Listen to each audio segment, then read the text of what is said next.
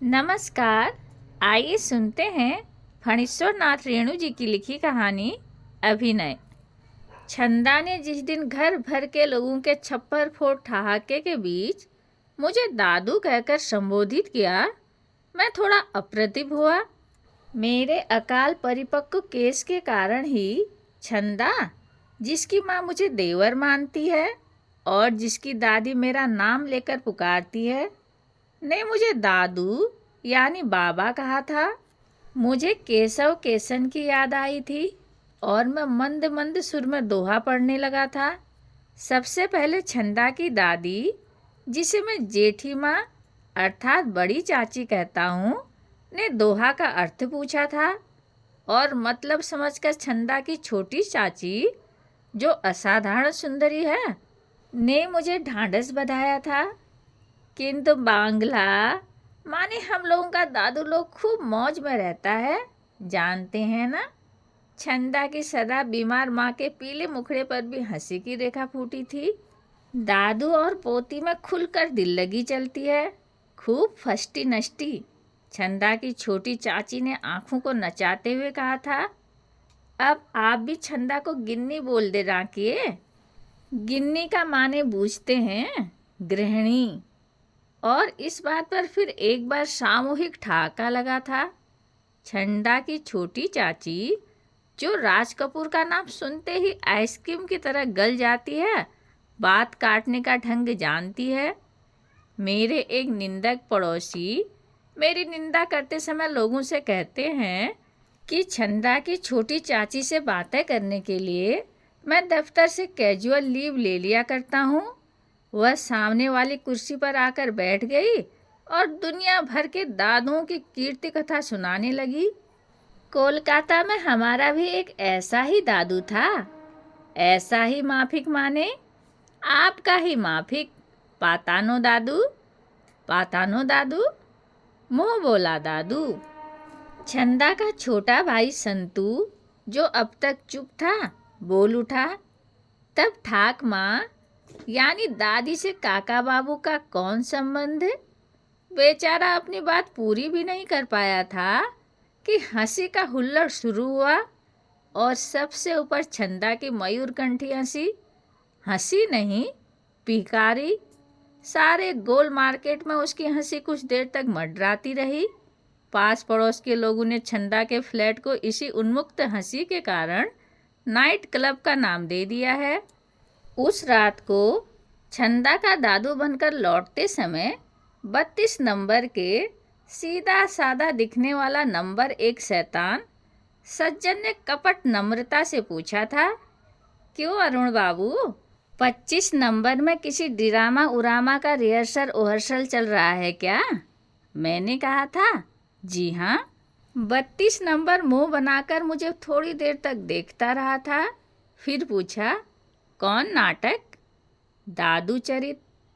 छंदा railway contractor B Ghosh की बड़ी बेटी है। सांवरी, सुंदी और चंचल लड़की है। नाचती है, गाती है, अभिनय करती है। सौभाग्यवश अब तक कुमारी है।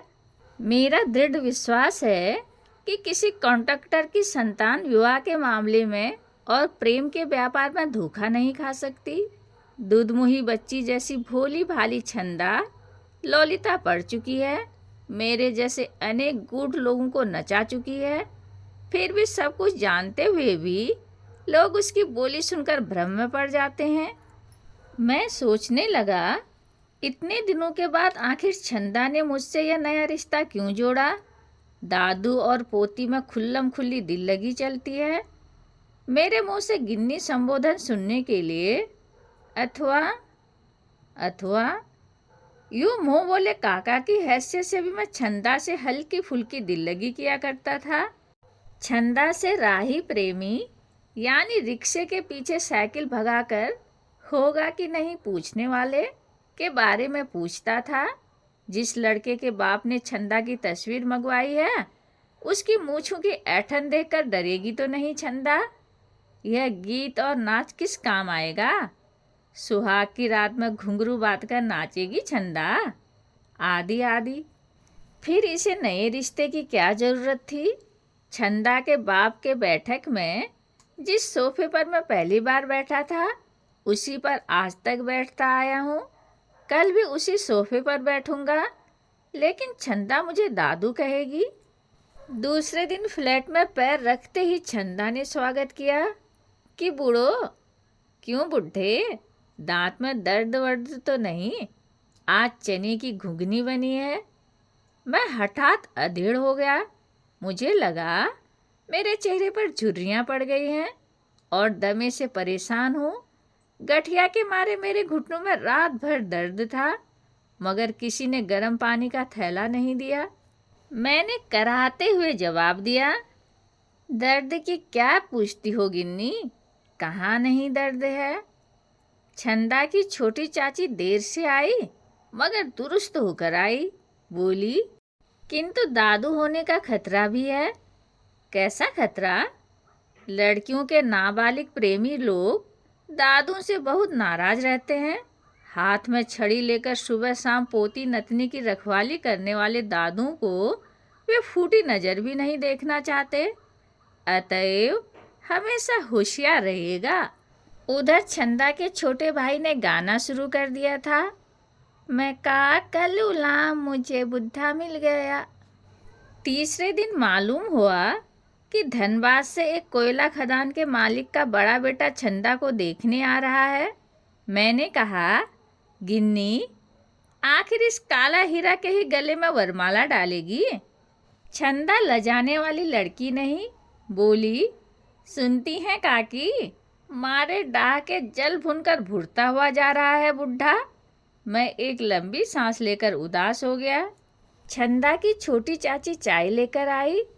आज तक चाय लाने का काम किसी और ने नहीं किया, और बोली, छंदा ने आपके लिए। तब तक छंदा हाथ में एक साप्ताहिक पत्रिका लेकर मेरे पास आ गई। बोली, आज ही कार्ड लिखकर बीपी मंगा लो दादू, पढ़कर देखो, लिखा है केस काले न हो तो दाम वापस। मैंने तत्परता से कहा, दया करके इसकी कटिंग मुझे दे दो। हाय, दुनिया में हमदर्दों की कमी नहीं। क्या लिखा है? जवानी में बुढ़ापा क्यों भोग रहे हैं? वाह, आज ही लिख देता हूँ। काला हीरा से मुकाबला है, खेल नहीं। लगातार 4 महीने तक दादू की भूमिका अदा करने के बावजूद मुझसे गलती हो ही जाती। तब छंदा की छोटी चाची अथवा माँ या दादी मुझे टोक कर सुधारती, ऐसा नहीं, इस तरह। किंतु छंदा कभी कोई गलती नहीं करती। आधा दर्जन नाती पोतों वाली बूढ़ी की तरह वह बोलती बतियाती। मेरी गलतियों यानी बेवकूफ़ियों पर ताने देती हुई कहती, तुम्हारे मन में भी भारी जवान चोर है बुढ़े। एक दिन छंदा ने मुझसे धीमे स्वर में कहा, दादू, तुमने कुछ मार्क किया है? तुम्हारे आते ही दादी सिर पर कपड़ा सरका लेती है। छंदा की छोटी चाची दांतों तले जीभ दबाकर हंसी, फिर फिसफिसाकर बोली, हाँ, कल कह रही थी कि बेचारे अरुण को छंदा बहुत दिक करती है। और छंदा ने उल्टा जवाब दिया, तो तुम अपने बूढ़े को संभालती क्यों नहीं? इस पर माँ हंसते हंसते लोटपोट हो गई। मैंने छंदा से पूछा, क्यों बूढ़ी, मुझे धकेल रही हो? छंदा हंसती रही, बोली, और इधर दादी आपसे बहुत कम बातें करती है, यह आपने लक्ष्य किया है? आते ही अचानक गंभीर हो जाती है। छंदा की दादी ने पूजा घर से ही कहा, छंदा, तो आश्रम में इस बार पूजा होगी या नहीं?